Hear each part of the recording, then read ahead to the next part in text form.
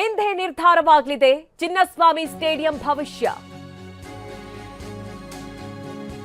ಸ್ಟೇಡಿಯಂಗೆ police ಆಯುಕ್ತರ ನೇತೃತ್ವದ ಸಮಿತಿ ಭೇಟಿ ಕೊಟ್ಟಿದೆ.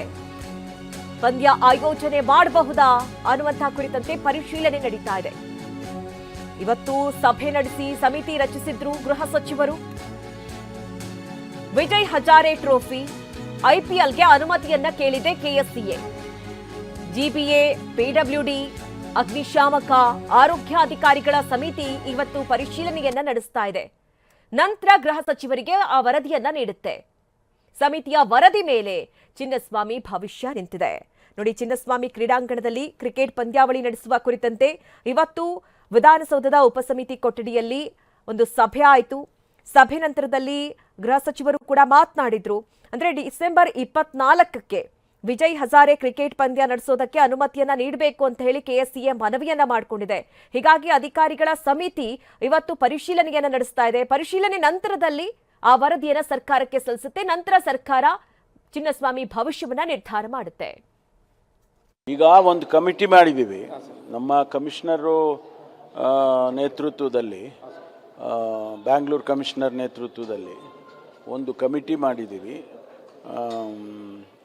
ಅವರು BBMP commissioner, GBA commissioner, PWD, fire, health, ಇಷ್ಟು ಜನರದ್ದು ಒಂದು ಕಮಿಟಿ ಮಾಡಿ ಅವರು ಇವತ್ತಿಗೆ ಕ್ರಿಕೆಟ್ ಸ್ಟೇಡಿಯಮ್ಗೆ ಭೇಟಿ ಕೊಡ್ತಾರೆ.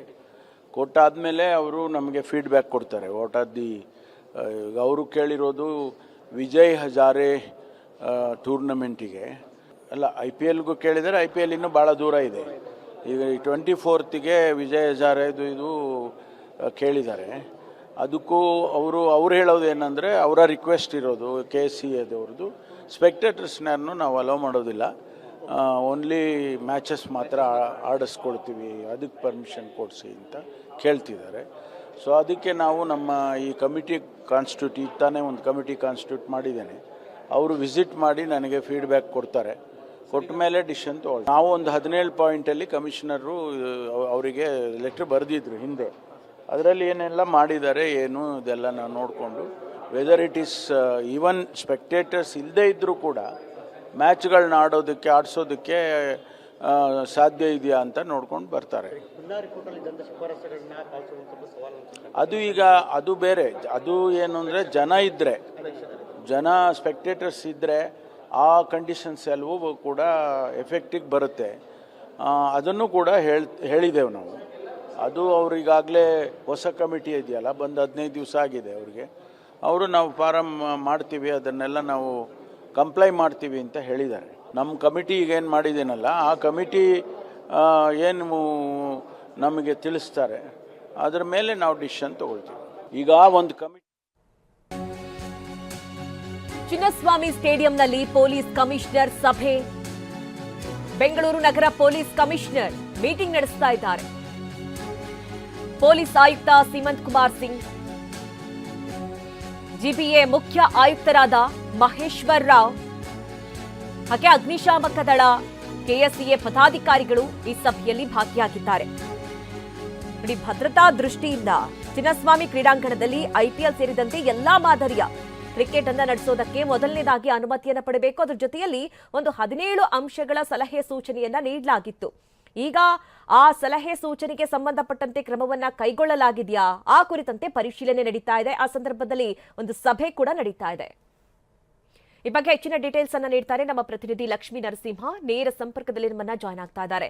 ಲಕ್ಷ್ಮೀ ನರಸಿಂಹ, ಈಗ ಗಮನಿಸ್ತಾ ಇರೋ ಹಾಗೆ IPL ಏನೋ ದೂರ ಇದೆ, ಆದ್ರೆ ಈಗ ಸದ್ಯಕ್ಕೆ ಈ ಕ್ರಿಕೆಟ್ ಅನ್ನ ನಡೆಸಬೇಕು, ವಿಜಯ್ ಹಜಾರೆ ಕ್ರಿಕೆಟ್ ಅನ್ನ ನಡೆಸಬೇಕು ಅನ್ನುವಂಥ ಕುರಿತಂತೆ ಮನವಿಯನ್ನ ಸಲ್ಲಿಸಲಾಗಿತ್ತು. ಆ ಬಗ್ಗೆ ಈಗ ಗೃಹ ಸಚಿವರು ಕೂಡ ಸಭೆಯನ್ನ ಮಾಡಿದ್ರು. ಈಗ ಅಧಿಕಾರಿಗಳು ಪರಿಶೀಲನೆಗೆ ಬಂದಿದ್ದಾರೆ. ಏನೆಲ್ಲ ನೋಡ್ತಾ ಇದ್ದಾರೆ ಪರಿಶೀಲನೆ ಸಂದರ್ಭದಲ್ಲಿ, ಯಾವೆಲ್ಲ ವಿಚಾರಗಳನ್ನ ಗಮನಿಸ್ತಾ ಇದ್ದಾರೆ ಲಕ್ಷ್ಮೀ ನರಸಿಂಹ?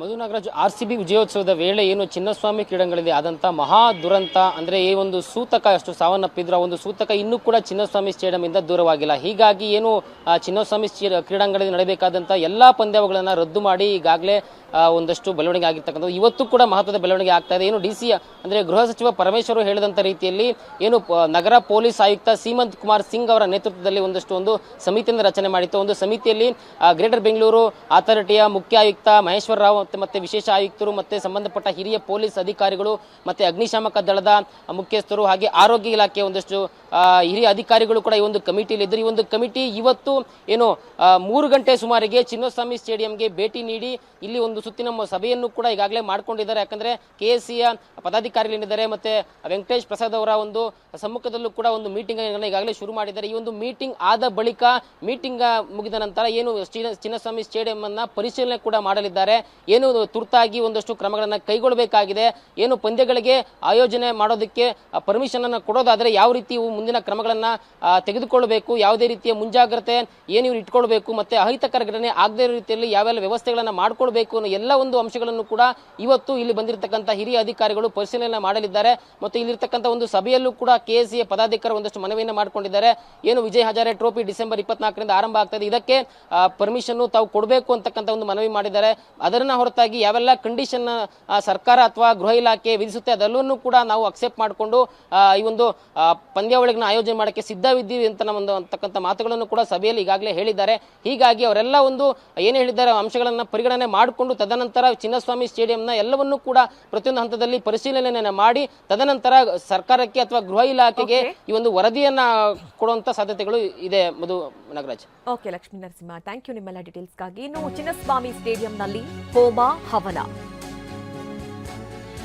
ಕಾಲ್ತುಳಿತದಿಂದ ಏನೆಲ್ಲ ದುರಂತ ಸಂಭವಿಸಿತ್ತು ಆ ಪ್ರಕರಣದ ಬಳಿಕ ಮಹಾಪೂಜೆ ನಡೀತಾ ಇದೆ. ಸ್ಟೇಡಿಯಂನಲ್ಲಿ ಸುದರ್ಶನ, ನವಗ್ರಹ, ಗಣಪತಿ ಪೂಜೆ ನೆರವೇರ್ತಾ ಇದೆ. ಅಹಿತಕರ ಘಟನೆಗಳು ನಡೆಯದಂತೆ ಮೈದಾನಕ್ಕೂ ಕೂಡ ಪೂಜೆಯನ್ನ ನೆರವೇರಿಸಲಾಗ್ತಾ ಇದೆ. 6 ಜನ ಪುರೋಹಿತರಿಂದ ಹೋಮ ಹವನ ನಡೆದಿದೆ. ಪೂಜೆಯಲ್ಲಿ ನೂತನ ಕೆಎಸ್ಸಿಎ ಪದಾಧಿಕಾರಿಗಳು ಕೂಡ ಭಾಗಿಯಾಗಿದ್ರು. ನೋಡಿ, ಈಗಾಗಲೇ ಪೂಜೆ ಪುನಸ್ಕಾರಗಳು ನೆರವೇರಿರುವಂಥದ್ದು. 11 ಜನ ಸಾವನ್ನಪ್ತಾರೆ ಕಾಲ್ತುಳಿತ ಪ್ರಕರಣದಲ್ಲಿ. ಹೀಗಾಗಿ ಅದರ ಬೆನ್ನಲ್ಲೇ ಯಾವ ಪಂದ್ಯಗಳು ಕೂಡ ನಡೆದಿರಲಿಲ್ಲ. ಈಗ ಕೆಎಸ್ಸಿಎ ವಿಜಯ್ ಹಜಾರೆ ಏನು ಪಂದ್ಯವನ್ನ ನಡೆಸಬೇಕು ಅಂತ ಹೇಳಿ ಈಗಾಗಲೇ ಮನವಿಯನ್ನ ಮಾಡಿಕೊಂಡಿದೆ. ಅದರ ಬೆನ್ನಲ್ಲೇ ಈಗ ಪೂಜೆ ಪುನಸ್ಕಾರಗಳು ಕೂಡ ನೆರವೇರಿರುವುದು. ಈ ಕುರಿತಂತೆ ನಮ್ಮ ಪ್ರತಿನಿಧಿ ಶಿವಕುಮಾರ್ ಒಂದು ಪ್ರತ್ಯಕ್ಷ ವರದಿಯನ್ನು ಕೊಟ್ಟಿದ್ದಾರೆ, ಬನ್ನಿ ನೋಡೋಣ. ಇವತ್ತು ಚಿನ್ನಸ್ವಾಮಿ ಕ್ರೀಡಾಂಗಣದಲ್ಲಿ ಹೋಮ ಹವನ ಮಾಡಲಾಗ್ತಾ ಇದೆ. ಯಾಕಂದರೆ ಜೂನ್ 4ರಂದು ನಡೆಯಬಾರದಂತ ಒಂದು ಘಟನೆ ನಡೆದಿತ್ತು. ಸುಮಾರು 11 ಜನ ಕಾಲ್ತುಳಿತಕ್ಕೆ ಬಲಿಯಾಗಿದ್ರು. ಅದಾದ ಪ್ರಕರಣದ ಬಳಿಕ ಇವತ್ತು ಕೆಎಸ್ಸಿಎಯಲ್ಲಿ ನೂತನ ಅಧ್ಯಕ್ಷರಾದ ವೆಂಕಟೇಶ್ ಪ್ರಸಾದ್ ಅವರ ಒಂದು ಟೀಮ್ ಬಂದಿದೆ. ಆ ಒಂದು ಗೇಮ್ ಚೇಂಜರ್ ಟೀಮ್ ಇವತ್ತು ಕೆಎಸ್ಸಿಎ ಚಿನ್ನಸ್ವಾಮಿ ಅಂಗಣದಲ್ಲಿ ಕೆಎಸ್ಸಿಎ ಒಳಿತಿಗಾಗಿ ಲಕ್ಷ್ಮೀ ವೆಂಕಟೇಶ್ವರನ ಮರೆಯೋಗಿರುವಂಥ ಹೋಮ ಹವನ ಮಾಡ್ತಾ ಇರುವಂಥದ್ದು ನೀವು ನೋಡ್ತಾ ಇರ್ಬೋದು. ಅರ್ಚಕರು ಎಲ್ಲರೂ ಕೂಡ ಈ ಒಂದು ಹೋಮ ಹವನದಲ್ಲಿ ಇನ್ನು ಮುಂದೆ ಕೆಎಸ್ಸಿಎಲ್ಲಿ ಯಾವುದೇ ರೀತಿಯಾದಂತಹ ಇಂತಹ ಅನಾಚಾರ ನಡೀಬಾರ್ದು ಅನ್ನೋ ನಿಟ್ಟಿನಲ್ಲಿ ಇವತ್ತು ಹೋಮ ಹವನ ಮಾಡ್ತಾ ಇದ್ದಾರೆ. ಕೆಎಸ್ಸಿಎ ಒಳಿತಿಗಾಗಿ ಈ ಒಂದು ಹೋಮ ಹವನ ಮಾಡ್ತಾ ಇರುವಂಥದ್ದು ನೀವು ನೋಡ್ತಾ ಇರ್ಬೋದು. ದೃಶ್ಯಾವಳಿಗಳಲ್ಲಿ ಶಾಂತಿ ಹೋಮ ಎಲ್ಲ ಮಾಡಿದರೆ ಇದ್ರ ಬಗ್ಗೆ ಮಾತಾಡೋಕ್ಕೆ ಅರ್ಚಕರಿದ್ದಾರೆ, ಅವ್ರನ್ನೇ ಮಾತಾಡ್ಸೋಣ. ಇವತ್ತು ಕೆಎಸ್ಸಿಎ ಒಳಿತಿಗಾಗಿ ಒಂದು ಹೋಮ ಹವನ ಮಾಡ್ತಾ ಇದ್ದಾರೆ. ಈ ಯಾವ ಒಂದು ನಿರ್ಧಾರದ ಫಲವಾಗಿ ಇತ್ತೀಚಿನ ಒಂದು ದುರಂತದಿಂದ ಎಲ್ಲ ಸಾರ್ವಜನಿಕವಾಗಿ ಎಲ್ಲರಿಗೂ ನೋವಾಗಿತ್ತು. ಆ ಒಂದು ಭೀತಿ ಭಯ ಎಲ್ಲ ಹೋಗಲಿ ಅನ್ನೋ ಉದ್ದೇಶದಿಂದ ನಿನ್ನೆ ಸಂಜೆ ಒಂದು ರಾಕ್ಷೋಹೋಮ ಮಾಡಿ ವಾಸ್ತು ಪರಿಜ್ಞೀಕರಣ ಆಗಿದೆ. ಇವತ್ತು ಬೆಳಗ್ಗೆ ಮಹಾಮೃತ್ಯುಂಜಯ ಮಹಾಗಣಪತಿ ಹೋಮ ಮತ್ತು ಸುದರ್ಶನ ಹೋಮ ಮಾಡಿ ಏನೊಂದು ಕಳಂಕ ಆಯಿತು ಈ ಸಂಸ್ಥೆಗೆ ಅದು ನಿವಾರಣೆ ಆಗಲಿ ಅಂತ ಭಗವಂತನ ಪ್ರಾರ್ಥನೆ ಮಾಡ್ಕೊಂಡು ಒಂದು ಹೋಮ ಹವನ ಎಲ್ಲ ಆಗಿದೆ. ಏನು ಒಂದು 11 ಜನ ಬಲಿಯಾಗಿದ್ದರು. ಅದಾದ ಬಳಿಕ ಈ ಒಂದು ಹೋಮದಿಂದ ಒಂದು ರೀತಿಯ ಮತ್ತೆ ಧನಾತ್ಮಕವಾದ ಒಂದು ಬೆಳವಣಿಗೆ ಇಲ್ಲಿ ಕೆಎಸ್ಸಿಎಲ್ಲಿ ಕಂಡು ಬರುವಂಥ ಎಲ್ಲ ಈ ರೀತಿ ಇರುವಂಥದ್ದು ಖಂಡಿತವಾಗಲೂ ಇದೆ. ಸಕಾರಾತ್ಮಕವಾಗಿ ಎಲ್ಲನೂ ಶುಭವಾಗಿ ಕಂಡು ಬರ್ತದೆ. ನಾವು ಹೋಮ ಹವನ ಎಲ್ಲ ಮಾಡಿದಾಗ ಅಗ್ನಿ ಪೂರ್ಣ ಪ್ರಮಾಣದಲ್ಲಿ ಹವಿಸ್ನೆಲ್ಲ ಸ್ವೀಕಾರ ಮಾಡಿದ್ದಾರೆ. ಅದು ಸ್ವಾಮಿಗೆ ತೃಪ್ತಿಯಾಗಿದೆ ಅನ್ನೋದು ಬರ್ತದೆ. ಮತ್ತು ಏನೊಂದು ಕೆಟ್ಟ ಆತ್ಮಗಳಿತ್ತು ಅದೆಲ್ಲ ಇಲ್ಲಿಂದ ಹೋಗಿದೆ ಅನ್ನೋದು ಒಂದು ಪ್ರತೀತಿಗೆ ಈ ಒಂದು ಸಾಕ್ಷಿ ಹವನ ಆಗಿರೋದು. ಹವನ ಸಾಕ್ಷಿ. ಈ ಒಂದು ಹೊಸ ಟೀಮ್ ವೆಂಕಟೇಶ್ ಪ್ರಸಾದ್ ಅವರು ಬಂದ ನಂತರ ಈ ರೀತಿಯಾಗಿ ಒಂದು ನಮ್ಮ ಹೋಮ ಹವನದ ಮೂಲಕವಾಗಿ ನಮಗೆ ಒಳ್ಳೆಯದಾಗಲಿ ಅಂತ ಪ್ರಾರ್ಥನೆ ಮಾಡಿ ನಿಮ್ಮಲ್ಲಿ ಬಂದು ಯಾವ ರೀತಿ ಕೇಳ್ಕೊಂಡ್ರು ಅಂತ ನಾವು ಭಗವಂತನಲ್ಲಿ ಪ್ರಾರ್ಥನೆ ಮಾಡ್ಕೊಂಡಿದ್ದೀವಿ. ಬೆಂಗಳೂರು ನಗರಕ್ಕೆ ಉತ್ತಮವಾಗಲಿ, ಈ ಸಂಸ್ಥೆ ಉತ್ತಮ ಬೆಳೀಲಿ, ಈ ಒಂದು ಏನು ಹೊಸದಾಗಿ ಸಮಿತಿ ಬಂದಿದ್ದಾರೆ ಇರೋ ಆರೋಗ್ಯಕರವಾಗಿ ಎಲ್ಲ ವಿಧದಲ್ಲೂ ಈ ಸಂಸ್ಥೆ ಇನ್ನೂ ಕೀರ್ತಿ ತರುವಂಥ ಕೆಲಸ ಮಾಡಲಿ ಅಂತ ಭಗವಂತನಲ್ಲಿ ಪ್ರಾರ್ಥನೆ ಮಾಡ್ಕೊಂಡಿದ್ದೀವಿ. Thank you sir. ಶುಭಸ್ತು. ಇದಿಷ್ಟು ಅರ್ಚಕರು ಹೇಳ್ತಾ ಇರುವಂಥದ್ದು. ಮುಂದೆ ಯಾವುದೇ ಕಾರಣಕ್ಕೂ ಇಂಥ ರೀತಿಯ ಕೆಟ್ಟ ಘಟನೆಗಳು ನಡೆಯಬಾರದಂತಲೇ ನಾವು ಈ ರೀತಿಯ ಹೋಮ ಮಾಡಿದ್ದೀವಿ ಅನ್ನೋ ಮಾತುಗಳು ಹೇಳ್ತಾ ಇರೋದು. ಇನ್ನೊಂದು ಈಗಾಗಲೇ ಪೂಜೆ ಕೂಡ ಮಾಡ್ತಾ ಇದ್ದಾರೆ. ಲಕ್ಷ್ಮೀ ವೆಂಕಟೇಶ್ವರ ಪದ್ಮಾವತಿಗೆ ಈ ಒಂದು ಪೂಜೆ ಮಾಡುವ ಮೂಲಕವಾಗಿ KCIಯಲ್ಲಿ ಹೊಸದಾಗಿ ಒಂದು ಆರಂಭವನ್ನು ಮಾಡಿರುವಂಥದ್ದು.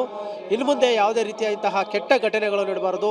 ಜೂನ್ 4ರಂದು ನಡೆದಂಥ ಒಂದು ಘೋರ ಘಟನೆ ಏನಿದೆ, ಕಾಲು ತುಳಿತಕ್ಕೆ 11 ಜನ ಬಲಿಯಾಗಿದ್ರು. ಇನ್ನು ಮುಂದೆ ಅಂತಹ ಘಟನೆಗಳು ನಡೆಯಬಾರದು ನಿಟ್ಟಿನಲ್ಲಿ KCIಯಲ್ಲೂ ಕೂಡ ಇವತ್ತು ಹೋಮ ಹವನವನ್ನು ವೆಂಕಟೇಶ್ ಪ್ರಸಾದ್ ಅವರು ತಂಡ ಮಾಡಿರುವಂಥದ್ದು. ಕ್ಯಾಮರಾ ಪರ್ಸನ್ ಉಲ್ಲಾಸ್ ಜೊತೆ ಶಿವರಾಜ್ ಕುಮಾರ್, TV9 ಬೆಂಗಳೂರು.